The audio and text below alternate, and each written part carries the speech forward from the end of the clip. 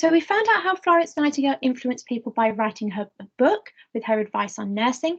And we also found out how she influenced people by establishing her training school, which people are still trained in today. So I wonder how she influenced how a hospital is set up, how wards are designed, or shall we find out? Here is a Nightingale ward, okay? And Florence Nightingale produced ward designs called Nightingale wards because she realised that the hospital building, the environment that the patients are in, really affects their health and their recovery, so how quickly they recover. Because remember the hospital in Scutari before Florence Nightingale made the changes? It was very dirty and disease spread very, very quickly, wasn't it? Because of these dirty conditions.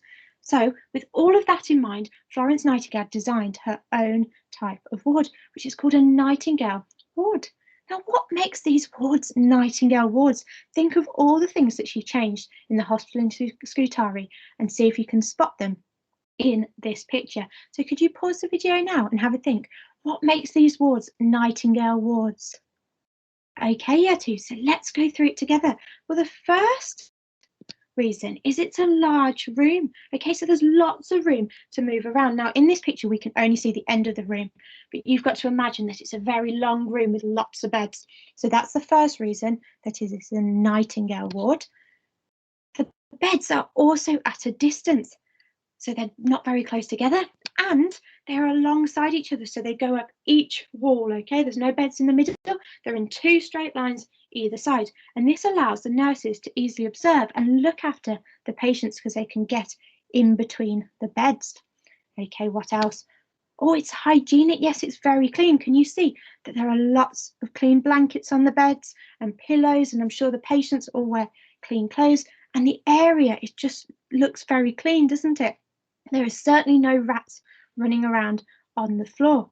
And that is because Florence Nightingale realised that the environment can have a big impact on the recovery of the patients. So she made sure that all of her wards, her Nightingale wards, were very hygienic. And lastly, the windows. You can't see it in this picture, but the windows in Nightingale wards are open because Florence Nightingale thought it was important that patients get fresh air to help them recover rather than having the windows closed and the air, the dirty air inside from all the infection, spreads around. Now the NHS have given the name Nightingale to 5 temporary hospitals during coronavirus to help the COVID patients. And this recognises, by calling them Nightingale, this recognises all of the hard work that Florence Nightingale put into the hospitals in Scutari. And it recognises her thoughts on how to tackle infectious diseases. Okay, now your task. I would like you, bearing in mind all of these different features, so the large room, the beds at a distance, the beds alongside each other, the hygiene and the open windows, I would like to draw your very own Nightingale ward, bearing in mind all of those different features of a Nightingale ward. And when you've drawn it, I'd like you to label the different features, so the open windows, the distance between the beds, and say why they are important. So you'd say the distance between the beds is important, so nurses can easily get between the beds to look after the patients. Okay, so I'd like you to draw your very own Nightingale ward and label it for me and say why each of the features are important.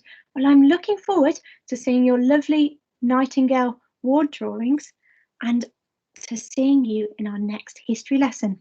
Have a lovely rest of your day, Year 2. Bye.